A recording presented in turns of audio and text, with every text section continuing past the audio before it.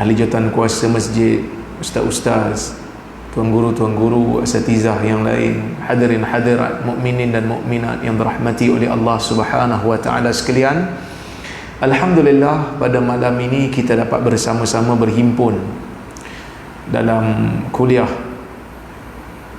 Saya rasa saya pernah datang masjid ni. Kalau tengok dia punya struktur, pernah datang kan? Betul lah. Jadi saya pernah datang masjid ni lama dulu. Jadi alhamdulillah kita dapat bertemu.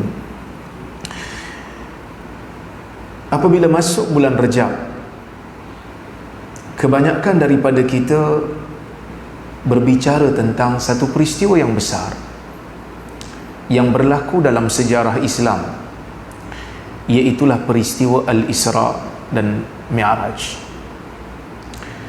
Allah Subhanahu wa taala merakamkan kisah Al-Isra di dalam suratul Isra. Allah Ta'ala mengatakan, Subhanalladzi asra bi'abdihi laylan minal masjidil haram ilal masjidil aqsa alladzi barakna hawlah linuriyahu min ayatina innahu huwas sami'ul basir. Yang bermaksud, Maha suci Allah, Subhanalladzi, Maha suci Allah. Perkataan ini perkataan tasbih. Apa itu tasbih? Tasbih berasal daripada perkataan sabaha, kemudian digandakan ba menjadi sabbaha. Sabaha dari sudut bahasa sesuatu yang bergerak dengan satu tujuan, dengan satu arah. Wa kullun fi falaki yasbahun. Setiap daripada bintang-bintang, planet-planet yang Allah Ta'ala cipta berada di atas orbitnya. Yasbahun, daripada perkataan sabaha, bergerak. Sebab tu orang berenang dipanggil sibaha, kerana orang berenang ni dia bergerak dalam air, dia mesti ada tujuan. Dia tak duduk dalam tu sebab orang bukan asal duduk dalam air. Allah Azza wa Jal di dalam Al-Quran menyebutkan tentang perkataan tasbih dengan banyak bentuk. Ada yang berbentuk fi'il madhi, sabbaha lillah. Fi'il madhi ni kalau dalam bahasa Inggeris dia macam past tense kan? Past tense ni maksud satu benda yang dah lepas, telah bertasbih kepada Allah. Ada kalanya Allah Ta'ala menurunkan, ada kalanya Allah Ta'ala menyebut dengan perkataan mudhari', present tense, yusabbihu lillahi ma fis samawat. Ada kalanya dengan perkataan masdar, kata terbitan, subhanalladzi asra bi'abdih, yang kita baca, Maha suci Allah dengan kata nama. Ada kalanya dengan lafaz perintah, sabbihisma rabbikal a'la, bertasbihlah kamu dengan nama Tuhanmu yang maha tinggi. Tuan-tuan dan puan-puan rahmati Allah sekalian, apabila Allah menyebutkan perkataan tasbih, tasbih ni apa dia? Kita kata tasbih, tanzih, menyucikan Allah. Menyucikan Allah pada sudut apa? Menyucikan Allah dengan mengatakan Allah zatnya itu sempurna dan mempunyai ciri-ciri yang sangat tinggi. Seseorang yang mengatakan Allah sama macam makhluk, maka dia bukan mukmin. Sesiapa yang kata Allah bersifat dengan sifat makhluk, sama, dia kata, kafir.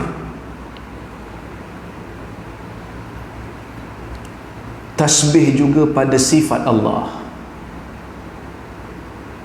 Allah Ta'ala mempunyai sifat, Allah Ta'ala mempunyai nama. walillahil asmaul husna. Nama-nama Allah itu kita percaya mempunyai sifat yang sempurna, yang tidak ada cacat cela. Sebab itu kalau dalam hadis Nabi SAW apabila menyebutkan tentang ciri-ciri Dajjal, sifat-sifat Dajjal, Nabi kata apa? Innahu a'war wa inna rabbakum laisa bi'a'war.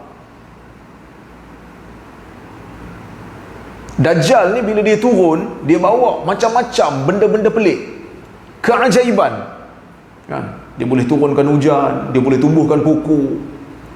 Sebab tu sebahagian daripada ahli ilmu moden seperti Syekh Rashid Ridha, dia ada kecenderungan untuk tolak hadis Dajjal ni.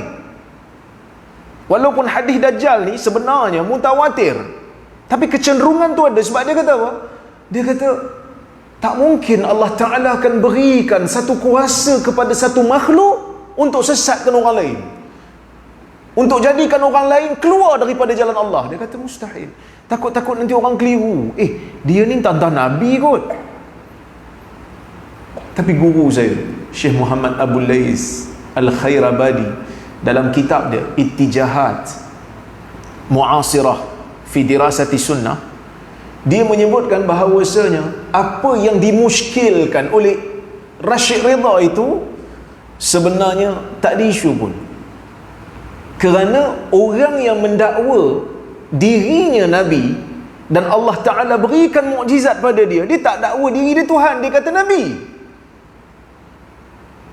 Sebaliknya Dajjal dengan membawa keajaiban yang pelbagai, dia bukan dakwa diri dia Nabi, dia dakwa diri dia Tuhan. Subhanallah, Allah Ta'ala menjadikan Dajjal yang ada diizinkan padanya kuasa sikit ni, Allah Ta'ala jadikan jasad dia cacat. Sehingga Nabi kata innahu a'war wa inna rabbukum laisa bi'a'war. Dia buta sebelah mata dan Tuhan kamu tak buta sebelah mata, kerana Tuhan kita tak cacat. Maka kita kena percaya benda ni lah. Dan kita juga kena mentanzihkan Allah, menyucikan Allah pada af'al, pada tindakan Allah. Sebab tu kata para ulama, af'alullah adl wa fadl. Tindakan Allah pada makhluk ni kesemuanya adil dan kesemuanya fadl, kelebihan. Contoh, saya bagi contoh. Allah Subhanahu wa Ta'ala tidak berlaku zalim. Ini saya baca hadis ni, saya hurai panjang dulu masa dekat mata air. Orang sini panggil mata air lah. Saya tengah belajar juga ni nak cakap bahasa Perlis. Kalau ada yang tergeliat tu, tuan-tuan jangan ketawa, betul kan lah kan?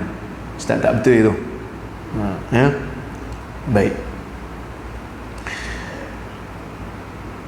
Allah Subhanahu wa Ta'ala sebut inni haramtu zulma ala nafsi wa ja'altuhu bainakum muharrama. Aku mengharamkan kezaliman pada diriku. Maksud Allah Ta'ala tidak melakukan kezaliman. Jadi bila Allah Subhanahu wa Ta'ala memberikan apa saja balasan kepada makhluknya, itu adil untuk Allah. Bila Allah Ta'ala ambil orang kafir, masukkan ke dalam neraka, itu adil lah untuk orang tu. Yang ni saya hurai dulu masa kuliah duha dekat KUIPS, saya dah hurai. Lepas tu geng Suara Sunnah ni dia orang potong letak dalam Facebook, kena maki saya. Padahal saya cerita keadilan Allah pun kena maki juga. Mungkin dia habis kredit nak tengok video, dia tengok muka Rora, aku bantai dulu sebelum dengar. Begitulah zalimnya manusia ni. Saya kata Allah apabila mengazab orang-orang kafir tu adil untuk dia. Sebab orang kafir ni hidup dalam dunia dengan segala nikmat yang Allah Ta'ala bagi, semuanya dengan kurnia Allah. Mana ada kena bayar? Bulu hidung yang kita cabut tiap pagi tu pun free, sebab tu boleh cabut. Cuba kalau satu bulu hidung tu kena bayar 5 kupang. Mau Pak Imam pun datang dengan bulu hidung sampai ke mulut. Saya Imam 5 kupang ni. Kalau cabut 5 kubang. Tapi dia pergi sembah satu benda yang tak ada kaitan dengan dia, yang tak berikan apa manfaat pada dia. Dia pergi minta hajat pada satu benda yang tak berikan dia apa-apa. Maka layak tak dia terima azab daripada Allah kerana melupakan nikmat yang Allah Ta'ala bagi pada dia? Adil lah tu. Allah Azza wa Jal memberi kurnia kepada orang yang beriman. Kelebihan, maksudnya bila Allah Ta'ala bagi kat kita syurga, adil dan fadl, adil dan lebih, kerana ibadat kita bukanlah setanding dan setimpal dengan apa yang Allah Ta'ala berikan ganjaran pahala pada kita. Sebab ibadat kita ni, kita pun tahu sendirilah, solat 5 minit kali 5, 25 minit. Tidur pun 8 jam, tapi ibadat lebih pendek daripada tidur. Makan lama sebab sembang-sembang dulu, makan lagi lama daripada solat. Maka ibadat kita ni Allah Ta'ala gantikan ataupun ganjari dengan syurga, adil dan fadl lebih. Maka kita kena percaya yang itu. Dan kita kena percaya Allah Ta'ala ni tak ada sifat kekurangan pada dia. Subhanallah, Allah Ta'ala ni berkuasa sehingga Allah Ta'ala jadikan kita ni kadang-kadang percaya pada satu benda yang kita pun sendiri tak faham. Kenapa kita macam tu? Saya bagi satu contoh. Seorang ibu mengandung 9 bulan dia mengandung. Bila baby dah besar dalam perut dia, penat nak bawa, nak menerak tak boleh, kan? Sebab perut dah besar, nak menerak tak boleh, nak terlentang lemah, asyik mengiring je lah. Lepas tu tepuk pinggang, tak larat bawa baby, kan? Bila nak bersalin, sakit. Tak kira lah bersalin normal ke, bersalin Caesar ke, sakit. Tuan-tuan, kita yang lelaki ni, kalau satu benda menyakitkan, kita nak ulang tak? Dah lah, tak payah, sakit aku. Dan manusia begitulah. Kalau benda tu menyakitkan, tuan-tuan cucuk vaksin tak?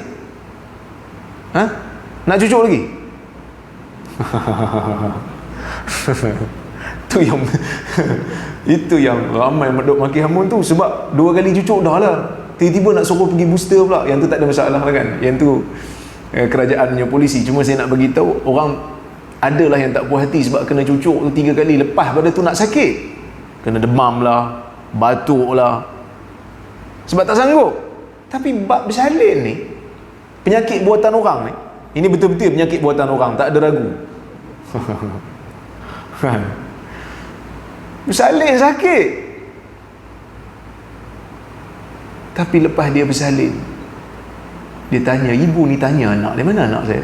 Patutnya dia akan kata, kalau ikut logik akal lah, kau bagi aku sakit, pergi jauh, nyebuk je. Tak, dia tanya anak dia mana. Subhanallah, Allah Subhanahu wa ta'ala berkuasa dan kita tak faham. Maka sebab itu kita kata subhanallah, Allah telah menjadikan fitrah manusia ni kadang-kala pada perkara yang akal kita pun tak faham logikanya.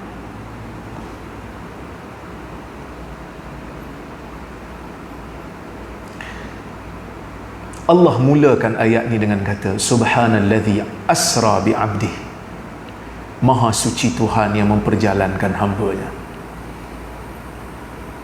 Apabila kita berbicara tentang Isra dan Mi'raj, yang ingin dipaparkan itu ialah kuasa Allah. Asra bi'abdihi, memperjalankan hamba-Nya. Kerana ada di kalangan manusia yang begitu takjub dan teruja pada nabinya, sehingga mengangkat nabinya lebih daripada martabat kenabian, menjadikan nabinya anak Tuhan seperti mana golongan Nasrani. Kita percaya dengan Nabi Isa, tapi kita tak kata Nabi Isa itu anak Tuhan. Kita kekalkan Nabi Isa itu berada di martabat Nabi. Siapa yang berkuasa? Allah. Sebab itu dalam hadis kan Nabi kata, wa man syahida anna Isa abduhu wa rasuluh, anna Isa bin Maryam abduhu wa rasuluh wa kalimatuhu allati alqaha ila Maryam wa ruhum minhu. Sesiapa yang menyaksikan, sesiapa yang percaya tiada Tuhan yang disembah melainkan Allah, dan Muhammad itu hamba Allah dan Rasulnya, dan dia percaya juga Isa itu adalah hamba Allah dan Rasulnya, dan Isa itu adalah kalimah Allah yang Allah Ta'ala campakkan kepada Maryam, iaitu kun fayakun. Sebab Maryam tak kahwin, dan dia percaya Isa itu roh yang Allah Ta'ala cipta, apa ni Allah Ta'ala letakkan pada Maryam.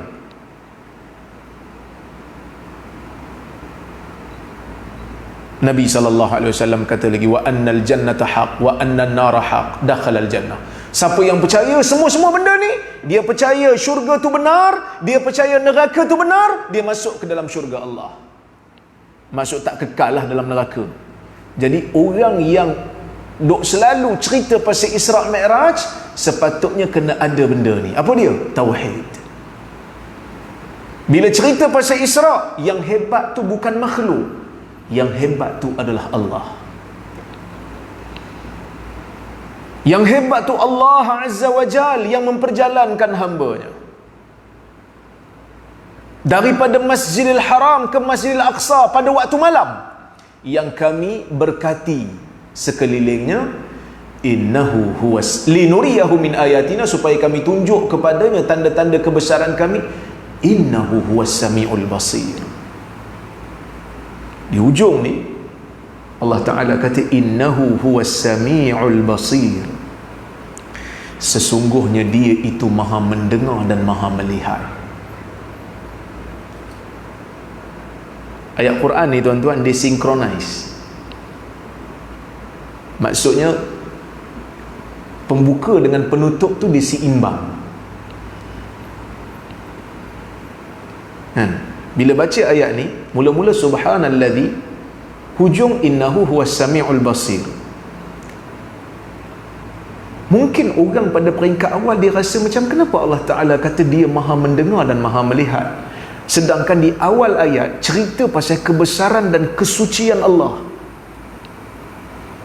cerita pasal yang Allah Ta'ala ni berkuasa, yang berkuasanya Allah, yang memperjalankan Nabi Muhammad daripada Masjidil Haram ke Masjidil Aqsa, naik ke Sidratul Muntaha, balik, sempat sembahyang subuh, itu Allah.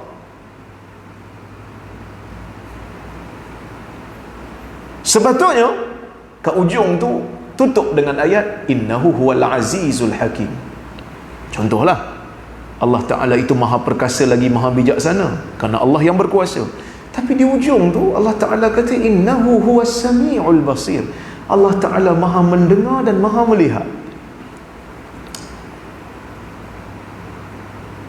Saya duk cari juga, bila kita buka kitab sirah, kita dapat rasa mungkin inilah di antara hikmah kenapa Allah Ta'ala kata Allah maha melihat, mendengar dan melihat di ujung ayat ni. Kerana Allah Azza wa Jal sebelum memberikan kepada Nabi ini keistimewaan Isra' dan Mi'raj, Nabi ini diuji dengan pelbagai ujian yang berat. Kan Nabi 13 tahun dekat Mekah ni tak nampak jalan ni, sehingga kan sebelum daripada peristiwa Isra' dan Mi'raj ni, Nabi melalui satu tahun dipanggil Amul Hazan ataupun Amul Huzun, tahun duka cita. Apa yang berlaku pada Nabi SAW? Ada 4 peristiwa yang berlaku dalam hidup Nabi sebelum daripada Allah Ta'ala jemput dia, Isra' dan Mi'raj kan dia. Apa yang berlaku dalam hidup Nabi? Yang pertama sekali yang berlaku ialah apabila Khadijah bintu Khuwailid meninggal dunia. Khadijah ni punya sumbangan besar, sehingga kan Nabi SAW apabila Khadijah dah wafat pun, Nabi kalau ada datang pada dia daging, Nabi akan suruh dibedakkan kepada teman-teman Khadijah. sehingga Aisyah pun ada rasa cemburu kan. Apalah yang ditunggu-tunggu, apa yang diingat lagi pada perempuan Quraisy tua yang gigi pun dah merah, maksudnya dah gigi pun dah tak ada kan, 3 gusi je. Nabi SAW kata tak ada. Aisyah kata Allah Ta'ala dah gantikan dia dengan sesuatu yang lebih baik daripada itu, iaitu Aisyah lah, yang lebih muda kan. Nabi kata tak ada ganti. Inni ruziktu hubbaha, aku direzekikan oleh Allah Azza wa Jalla cinta kepada Khadijah. Sehingga Nabi SAW kata laqad amanat bi hina kafaraniyan nas wa saddaqatni hina kadzdzabaniyan nas wa wasatni bimaliha. Sehingga Nabi SAW kata dia membenarkan cakapku ketika mana orang lain kata aku bohong, dan dia membantuku dengan hartanya ketika mana orang lain tahan harta tak bagi ke aku, dan Allah rezekikan daripada dia itu untuk aku zuriat. Sebab Nabi tak ada anak dengan isteri-isteri yang lain melainkan Khadijah dan juga Mariah lah. Khadijah wafat. Orang yang banyak memberikan sumbangan mental dan fizikal kepada Nabi, Allah Ta'ala wafatkan. Nabi sedih, Nabi duka cita. Kemudian Allah Subhanahu wa Ta'ala wafatkan juga Abu Talib. Abu Talib ni bila dia wafat aja, Nabi sedih dari sudut dua benda. Dua benda Nabi sedih bila Abu Talib ni wafat ataupun meninggal. Sebab apa? Pertama, sebab Abu Talib ni pak saudara dia mati dalam keadaan tak terima keimanan daripada Nabi SAW. Duka cita. Orang yang jaga Nabi, orang yang pelihara Nabi, anak-anaknya pun mulia seperti Ali bin Abi Talib dan juga Ja'far kan. Tiba-tiba dia tu sendiri tak mau beriman. Apa yang Allah Ta'ala nak tunjuk ni? Allah Ta'ala nak tunjuk kat kita, iman tu bukan satu benda yang kita dapat melalui pewarisan. Sebab ada juga orang kata isteri kalau buat dosa suami tanggung. Tuan-tuan setuju? Tuan-tuan mestilah tak setuju. Akak-akak setuju tak? Dia kata kami setujulah ustaz. Kurang sikit perincian, kita kena perincikan dulu. Sebab dalam hadis Nabi SAW kata apa? Ittala'tun nar wa ra'aitu aktsara ahlihan nisa, atau ra'aitu aktsara ahlin narin nisa. Maka makal Nabi kata aku melihat kepada neraka dan aku melihat ramai di kalangan penghuni neraka daripada mana? Daripada golongan wanita. Ya ma'syaran nisa tasaddaqan fa inni uritukunna aktsara ahlin nar. Maka makal wahai golongan perempuan, banyakkan bersedekah. Nabi kata kerana aku diperlihatkan kamu adalah golongan yang paling ramai dalam neraka. Dah kalau tak tanggung dosa sendiri, suami yang tanggung, suamilah kena. Tapi ramai juga perempuan yang masuk. Takkan kita nak kata suami-suami semua dah bertukar jadi sajat belaka?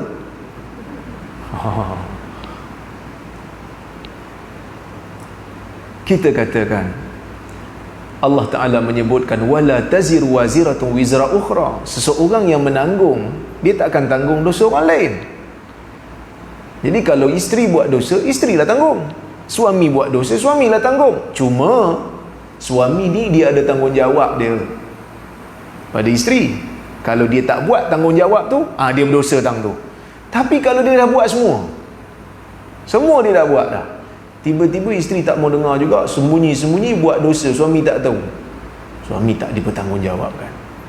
Seperti mana Nabi Muhammad sallallahu alaihi wasallam tidak dipertanggungjawabkan apabila Abu Talib meninggal dunia dalam keadaan tidak beriman kepada Allah. Bukan Nabi tak usaha, Nabi usaha dah. Dan nak bagi tahu kat kita ni, kisah ni nak bagi tahu kat kita ni, dalam dakwah ni kadang-kadang ada je orang dekat dengan kita tak mau ikut. Dalam dakwah ni kadang-kadang ada je ahli keluarga tak mau ikut. Ada. Anti dengan kita ada. Tapi bukan sebab apa? Sebab hasad mungkin, sebab dengki mungkin. Tapi itu bukan satu alasan untuk kita hentikan apa benda betul, benda baik yang kita buat. Nabi SAW usaha, ya am qul la ilaha illallah kalimatan uhaju biha laka indallah. Wahai pak saudaraku, kau sebutlah la ilaha illallah. Ia sebagai satu kalimah yang aku boleh jadikan sebagai hujah di hadapan Allah. Dia kata la hatta la yaqulan nas inna Aba Talib taraka dina abai. Aku tak mau sebut, sebab nanti orang kata Abu Talib tinggalkan ajaran nenek moyang dia. Ni bahaya dalam agama ni, orang kata. Kita dalam agama ni kena apa yang Allah dan Rasul kata. Tapi ada manusia, nanti orang kata. Nanti orang kata, ni masalah.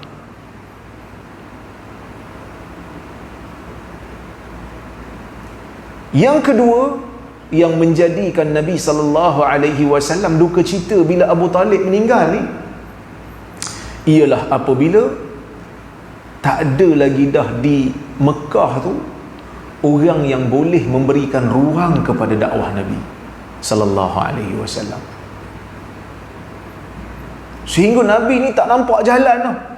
Mana nak pergi 13 tahun usaha, jumpa orang ni, deal dengan orang tu, pujuk orang sana, tak ada orang nak ikut. Tapi masa tu Abu Talib jaga, sebab Abu Talib orang politik.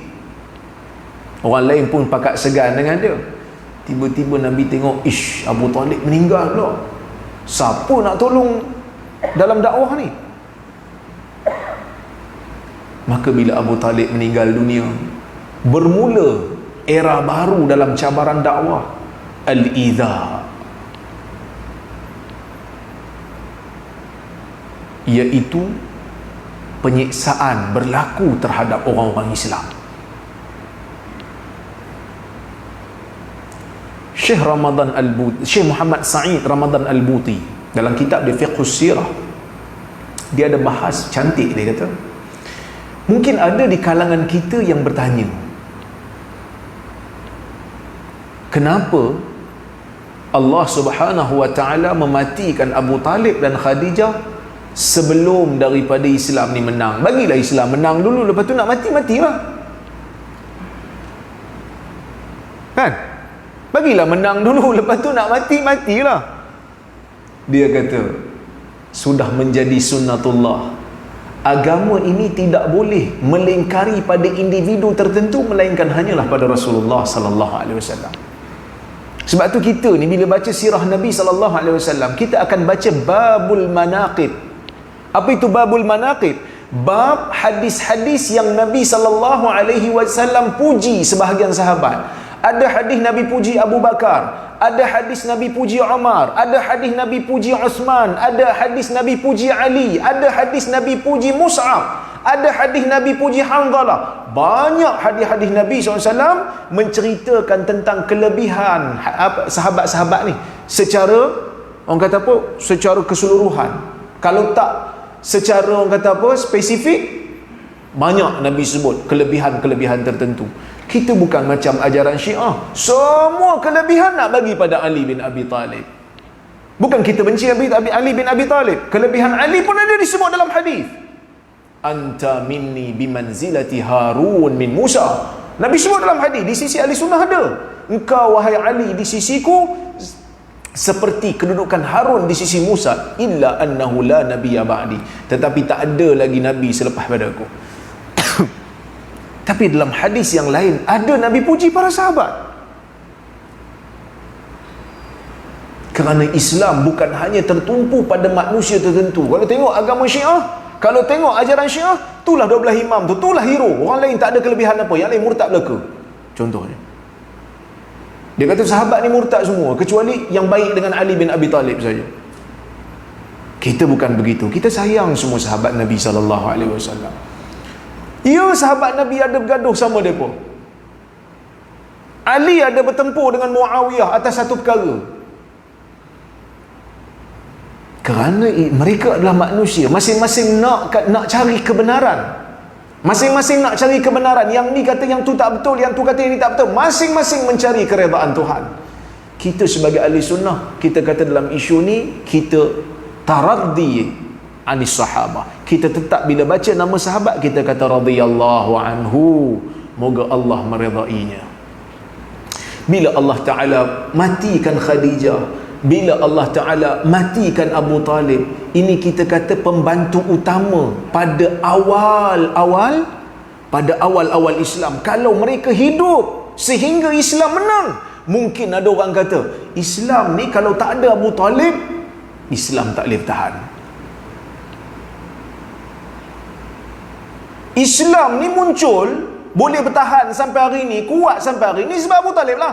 Kalau tak ada Abu Talib, lebuh Islam. Allah Azza wa Jalla dengan hikmah matikan Abu Talib sebelum daripada Islam menang, sehingga orang Islam pada masa itu ditindas dengan begitu dahsyat. Khabbab datang kepada Nabi SAW mengadu. Dan Khabbab bin Al-Arat, belakang dia tu diletakkan dengan besi panas, sehingga dalam kitab sirah kata tidak ada yang memadamkan api yang panas tu melainkan lemaknya yang cair. Sehingga Omar pada zaman dia, bila dia tengok belakang Khabbab, dia pun terkejut. Dia kata, wallahi ma ra'aitu mithla zahri ahad. Demi Allah, aku tak pernah tengok belakang orang seperti ini. Disebabkan seksaan yang dahsyat yang mereka terima. Tapi dengan parut yang macam itulah Islam ini subur. Maksudnya bukan dengan satu orang punya jasa, dah ramai, semua berperanan.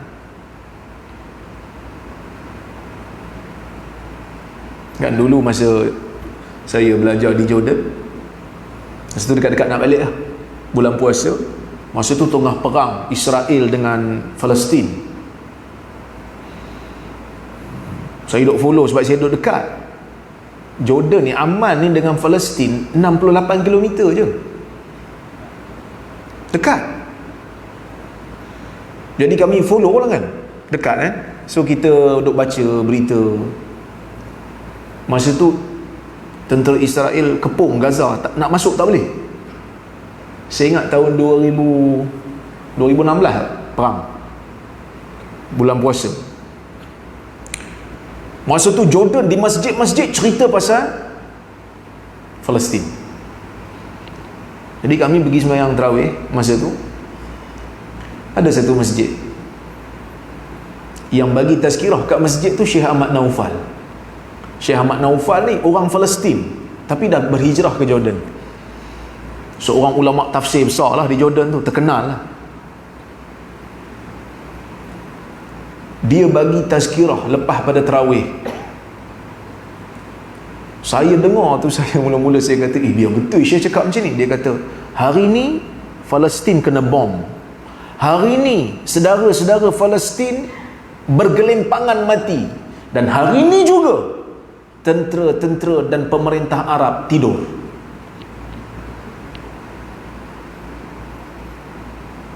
Dia sebut benda tu.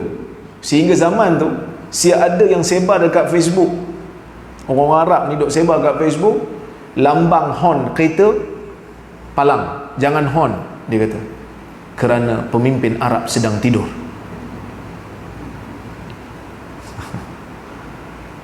Tak ada siapa hantar bantuan. Syekh kata, dia orang Palestin, dia memang pro Palestin. Dia kata, kalau kau tanya pada aku kata bagus, jangan bantu. Kita terkejut, biar betul Syekh cakap macam ni. Dia kata, ya, biar, jangan bantu, kerana orang Palestin akan berjuang untuk diri mereka dan agama mereka. Kerana kita percaya satu hari nanti agama ini akan menang. Kita percaya Palestin akan dibebaskan. Dan ketika mana Palestin itu dibebaskan, tak ada orang lain boleh klaim akulah yang menyebabkan Palestin itu dibebaskan. Sebaliknya, orang Palestin bila mereka berjuang untuk agama Allah, dan bila menang, mereka akan kata Allah yang membantu kami. Allah yang bantu, bukan pemimpin Arab yang boneka ni, bukan pemimpin Arab yang nak merosakkan negara Arab dengan hiburan yang tak apa-apa ni.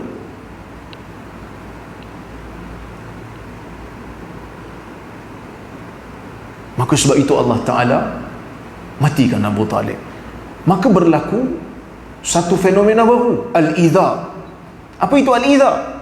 Al-idha ialah penyiksaan, siksaan yang dahsyat.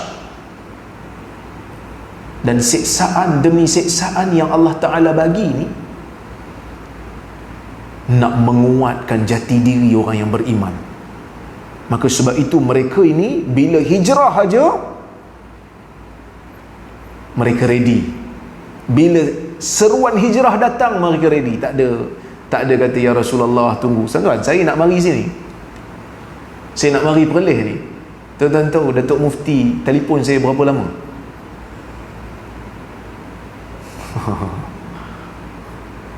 3 tahun. Kau marilah. Saya kata tunggu tu, nanti sikit lagi saya nak uruskan kat UPSI ni, sikit lagi 3 tahun. Tapi alhamdulillah lah, ada orang lain yang lebih berpengalaman daripada saya. Datuk Dr. Radhi, guru saya juga, dia jadi selama 3 tahun dia bangunkan College University ni. Tapi sampai ketika dia kata dia tak larat dah. Jadi Datuk kata, mai lah, saya lama saya buat keputusan, saya duk istikharah, betul ke aku nak duduk kat Perlis ni? Sebab nak hijrah ni bukan satu benda senang. Itu tak ke zaman ni kan? Zaman ni dah ada kereta, cukup bulan dapat gaji kan? Datang sini pula jadi bos. Weh, syok tu. Tapi saya fikir banyak benda.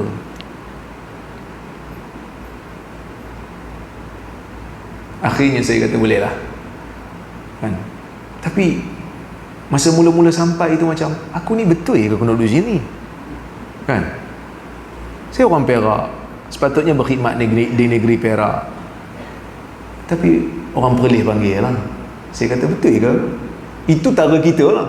Tapi muhajirin, tuan-tuan, sampai Datuk Mufti kata duduk sini lah, kita pinjam 3 tahun, lepas tu kalau okey kita sambung sampai masa balik lah. Tapi maksudnya kita mungkin balik, saya mungkin balik lepas peminjaman ni. Kalau orang kata semua dah okey, saya akan balik negeri saya kan? Saya hanya orang kata apa, bantu sekadar mampu. Nanti bila dah ada calon yang lain, orang Perlis sendiri, kita balik. Itu pun fikir panjang. Muhajirin dia pergi tak tahu bila nak balik. Kerja pun belum tentu ada, tapi kerana iman tu dia orang pergi. Bukan tak cukup hanya sekadar siksaan fizikal, dia orang guna siksaan mental kat Nabi sallallahu alaihi wasallam. Orang kata mungkin sahabat kena seksa, Nabi tak kena. Nabi pun kena. Nabi tengah salat, dia orang letak perut unta yang berbau tu di atas badan Nabi SAW. Nabi kena baling dengan lumpur sehingga Fatimah pun menangis duk cuci muka Nabi SAW. Nabi pun kena. Dia orang guna pula psikologi, dia orang guna orang kata serangan mental. Bagi Nabi ni gelaran yang buruk. Sahir, tukang sihir. Majnun, gila. Kazzab, pendusta. Ini berat ni. Contoh mungkin tak pernah kena, cyberbully kan? Ada ustaz-ustaz kita duk mengadu kat saya. Dia kata, ustaz, dia kata saya stres lah ustaz, orang duk kata kat saya macam-macam. Dia ceramah kan, ceramah orang rakam, lepas tu kena balon ramai-ramai, beri kesan lah kan. Lepas tu dia tanya kat saya, Macam mana ustaz boleh tahan? Saya pun cover lah kan, kadang-kadang tak boleh tahan juga. Tapi saya kata, ustaz jangan baca, buat satu kaedah. Walaupun dulu hampir nak dimansuhkan kaedah ni, tapi alhamdulillah tak berjaya dimansuhkan, iaitu touch and go. Tahu touch and go? Sentuh isu tu betul belah, jangan baca lah komen-komen bawah tu. Itu je kita tulis, lepas tu kita biar je orang yang nak maki-maki. Tapi berat tau. Satu negeri duk panggil gila, kita kata bukan, dia kata hang gila. Bukan, hang gila. Memanglah orang gila tak mengaku gila. So benda tu beban bagi Nabi SAW. Lepas tu Nabi tengok, dekat Mekah ni tak boleh pergi, tak boleh pergi Mekah ni.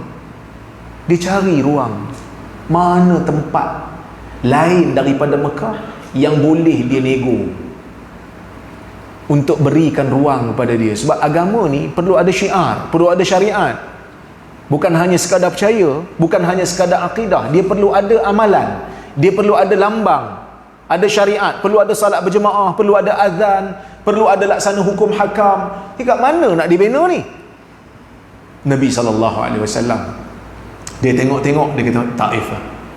Sebab apa Taif? Siapa pernah pergi Taif dia tahu lah, satu bumi yang tinggi dan subur. Tinggi, strategik lah, orang nak serang tu susah sikit sebab dia tinggi. So Nabi pilih satu tempat yang strategik dan subur. Maksud dari sudut ekonominya okey, ada tanaman sendiri, dia boleh bergerak sendiri. Tapi apa yang berlaku di Taif? Yang berlaku di Taif sangat-sangat menyedihkan Nabi SAW. Azan.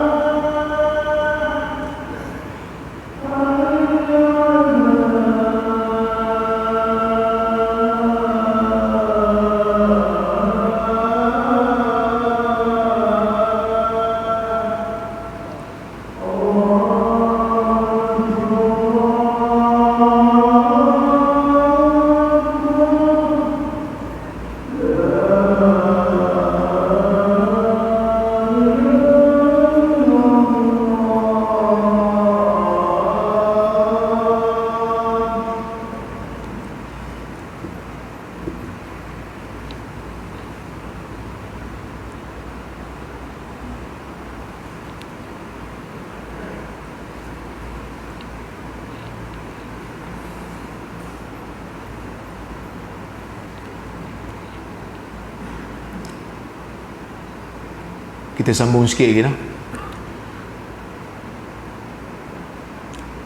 Bila Nabi SAW pergi ke Taif, Nabi cuba untuk dapatkan ruang, tapi ruang itu tak ada untuk Nabi di Taif. Nabi dibaling dengan batu. Masa tu Nabi pergi dengan Zaid bin Harithah. Tapi bila Aisyah radhiyallahu anha bertanya kepada Nabi SAW, mana satu hari yang paling dahsyat Nabi terima penderitaannya berbanding hari Uhud, Nabi jawab, Yaumul Aqabah. Nabi kata hari itu hari Taif. Aisyah kata, Ya Rasulullah, hal laqita min qaumika yauman ashadda min yaumin Uhud? Ya Rasulullah, pernah tak kau jumpa satu hari yang lebih dahsyat, yang lebih pedih tanggungannya berbanding hari Uhud? Nabi kata, laqad laqitu min qaumiki ma laqit wa kana ashaddu ma laqitu yaumal aqabah. Nabi kata, sepanjang aku bertemu dengan kaum kamu wahai Aisyah, hari yang paling dahsyat aku terima ialah hari Aqabah, ialah hari Taif. Aisyah banding dengan hari Uhud. Hari Uhud ada yang syahid 70 orang. Taif ada yang mati tak? Hari Taif tak ada yang mati. Hari Uhud Nabi luka. Ada 2 biji besi masuk dalam pipi Nabi SAW, sehingga Abu Ubaidah tarik dengan gigi dia sampai tercabut gigi dia. 70 orang sahabat Nabi gugur syahid. Tapi bila Aisyah tanya, Nabi kata hari Taif tu lagi dahsyat daripada hari tu, hari Uhud ni. Walaupun ada yang mati ni, walaupun aku luka ni. Sebab apa? Sebab Nabi ni jiwa dia jiwa pendakwah. Hari Uhud betul ada yang mati, sedih, kecewa, sabar, tapi sekurang-kurangnya Madinah masih ada untuk dibina semula generasi baru yang akan berjuang untuk agama. Tapi hari Taif, Mekah dah tak ada ruang, Taif pun tak ada ruang. Nak gimana? Maka Nabi tak nampak jalan masa tu. Maka sebab tu Nabi kata hari tu berat bagi aku. Dan nak bagi tahu kita lah, dakwah ni memang susah. Dakwah ni bukan mudah, dakwah ni memang susah. Okey? Ni 4 perkara. Ketika mana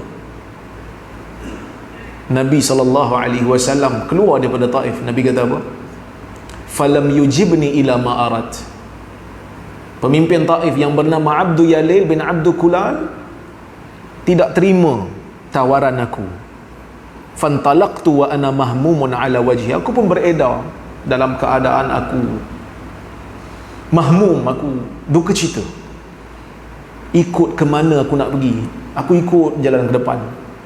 Falam astafiq illa biqarnil tha'alib. Aku tak sedar ke mana langkahku melangkah sehingga aku sampai dekat satu tempat nama dia Qarnul Tha'alib. Farafa'tu basari, aku tengok, aku angkat pandanganku. Fa idza ana bi sahabatin qad adhallatni. Tiba-tiba aku nampak ada awan duk payung aku. Fa nadartu fiha, aku tengok dalam awan. Tengok-tengok ada malaikat Jibril. Wa nadani wa sallama alaihi, dia panggil aku. Dia panggil aku dan dia kata, Ya Muhammad, inna rabbaka qad sami'a qawla qaumika laka wa ma raddu alaik wa qad ba'atha ilaika malakal jibal li ta'murahu bi amrik. Muhammad, sesungguhnya Allah mendengar kata-kata kaum kau terhadap engkau. Muhammad, Allah Ta'ala tahu apa yang mereka lakukan, tindakan mereka dalam menolak dakwah engkau. Dia hantar kepada engkau malaikat jaga bukit. Bagilah arahan apa saja pada dia. Malaikat jaga bukit panggil Nabi. Malaikat jaga bukit kata, in syi'it utbiq alaihim al-akhshabain. Muhammad, kalau kau nak, aku boleh angkat 2 bukit dekat Mekah ni, aku hempap ke atas orang Taif. Nak? Nabi kata, lah, bal arju ay yakhruja min aslabihim may ya'budullah wala yusyriku bihi syai'a. Wah, apa ni, bal arju ay yakhruja min aslabihim may ya'budullah wahdah. Jangan, Nabi kata, bahkan aku mengharapkan akan keluar daripada keturunan mereka orang yang sembah Allah semata-mata dan tidak melakukan syirik padanya. Nabi ni pemaaf lah. Maka Nabi pun beredar sehingga Nabi SAW ditakdirkan oleh Allah berjumpa dengan orang-orang Ansar. Tapi inilah yang berlaku sebelum daripada peristiwa Isra' dan Mi'raj. Walaupun tarikh adakah dia berlaku pada bulan Rajab, ini tidak disepakati oleh ulama. Tarikh tu tak disepakati. Ibn Rajab juga mendhaifkan pandangan-pandangan yang mengatakan ia berlaku pada bulan Rajab. Tetapi tak salah untuk kita kata yang penting peristiwa itu berlaku walaupun tarikhnya tidak disepakati. Kenapa? Kerana kisah Isra' dan Mi'raj bukan hanya sekadar nak dengar cerita benda-benda ajaib, tetapi kisah Isra' dan Mi'raj Allah Subhanahu wa taala nak bagi tahu dekat Nabi Muhammad sallallahu alaihi wasallam dan kita semua, Allah Maha mendengar dan Maha melihat. Apa dia? Allah Taala dengar rintihan Nabi Muhammad sallallahu alaihi wasallam dan Allah sentiasa melihat apa yang diperlakukan oleh rasulnya, sehingga kan Allah Taala panggil Nabi, jemput Nabi ke Sidratul Muntaha, seolah-olah nak memberikan isyarat kepada nabinya, ya Muhammad, kalau semua pintu di bumi ini tertutup untukmu, ketahuilah pintu langit terbuka untuk menerimamu. Dengan syarat berpeganglah kita dengan Quran dan Sunnah. Hari ni orang dok komen, kalau Nabi ikut kanan, Tok Guru ikut kiri. Saya nak ikut Tok Guru.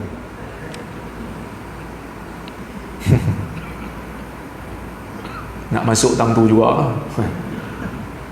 Tapi saya kata perkataan ini amat-amat bahaya.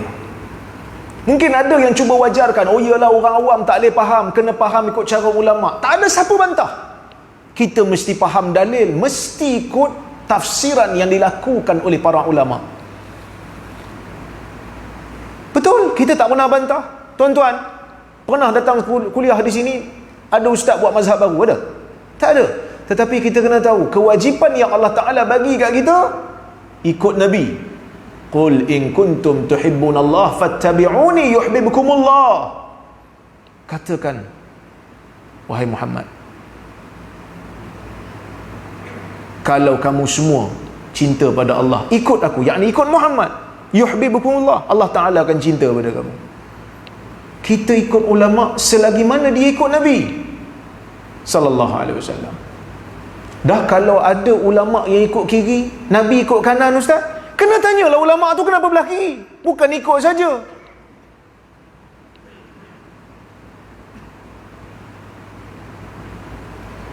Patutnya kena cakap macam tu, tuan-tuan. Dia kata kalau nampak Nabi belah kiri, Nabi belah kanan, ulama belah kiri, Tok Guru belah kiri, kena tanyalah Tok Guru pasal apa belah kiri. Kenapa tak belah kanan? Sebab Nabi belah kanan. Tok Guru kalau dia betul-betul ada hujah, dia akan kata sebenarnya yang belah kanan ni memang Nabi buat, tapi yang belah kiri ni pun ada hadis lain, yang tu khas untuk Nabi, yang ni untuk kita, dan baru kita ikut. Sebab tu dalam hadis ada satu bab, kita kena pegang riwayat perawi, bukan amalan perawi. Kerana amalan perawi mungkin dia terlupa, mungkin itu adalah ijtihad dia, riwayat adalah hujah. Jadi tuan-tuan dan puan-puan rahmati Allah sekalian, kita nak ajak orang sayang pada Nabi SAW bukan hanya sekadar sayang batang tubuh Nabi, tetapi sayang batang tubuh Nabi pun ya, sayang ajaran Nabi pun ya, sayang sunnah Nabi pun ya.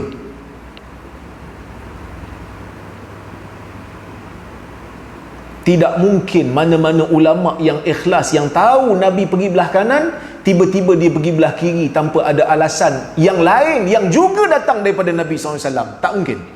Melainkan dia lupa, ataupun dia nyanyuk, ataupun dia ulama jahat. Tuan-tuan, ulama ni maksum ke tidak? Ulama tak maksum. Dalam Al-Quran Allah Ta'ala ada sebut ulama ni perumpamaan mereka yang jahat ni seperti anjing. Maksudnya ada ulama yang jahat. Dah kalau ulama yang jahat pergi belah kiri, nak ikut juga? Tak. Kita tanyalah pasal apa belah kiri. Tanya. Lepas tanya, baru kita saring.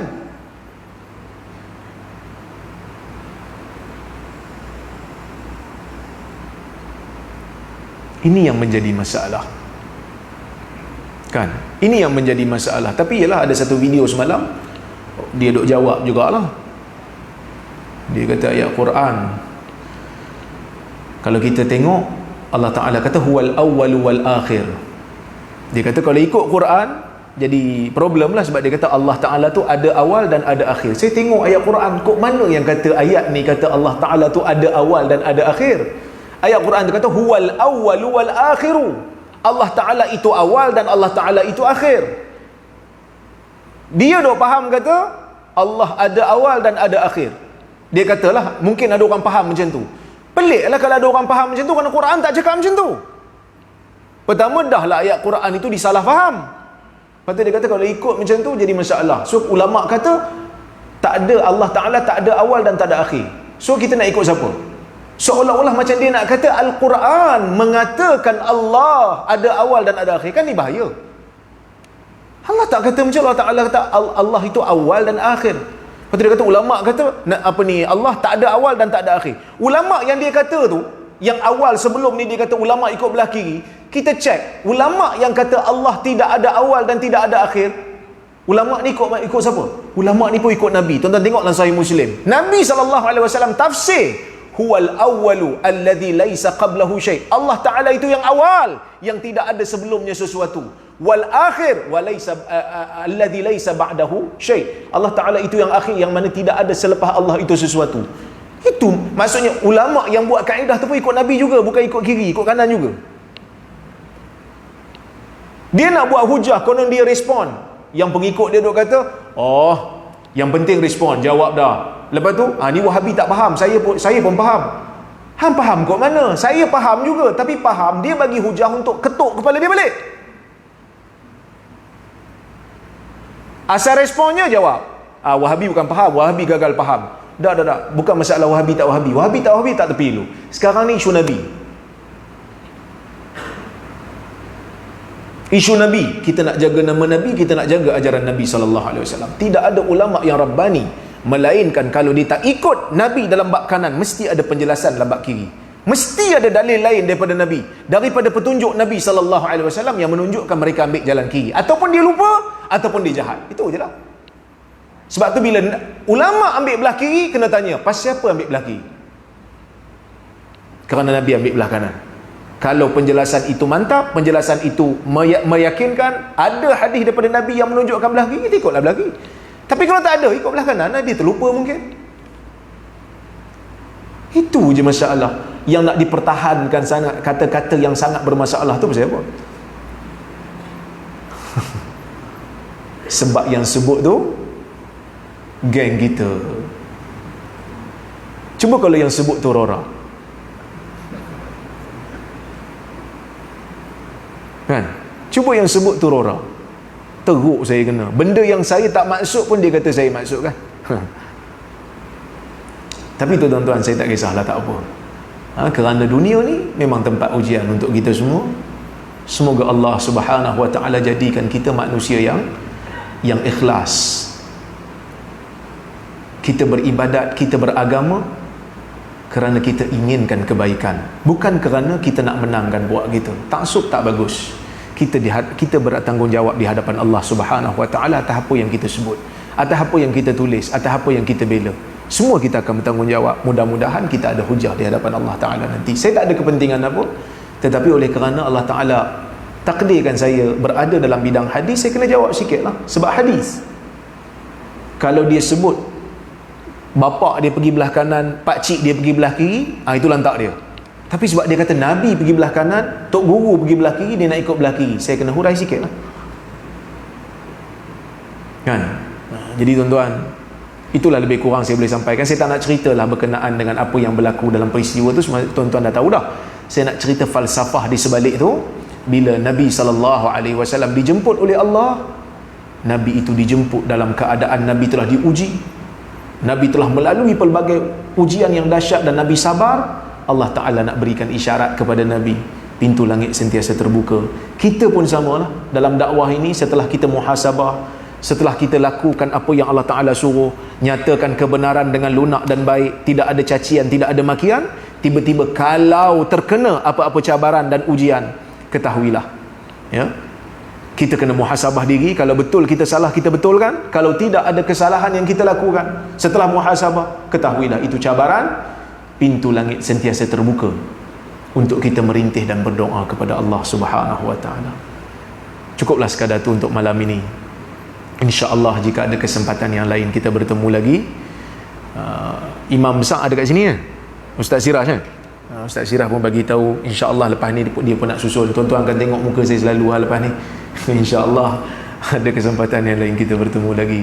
Aqulu qawli hadha wa astaghfirullahal azim li wa lakum. Wassalamu alaikum warahmatullahi wabarakatuh.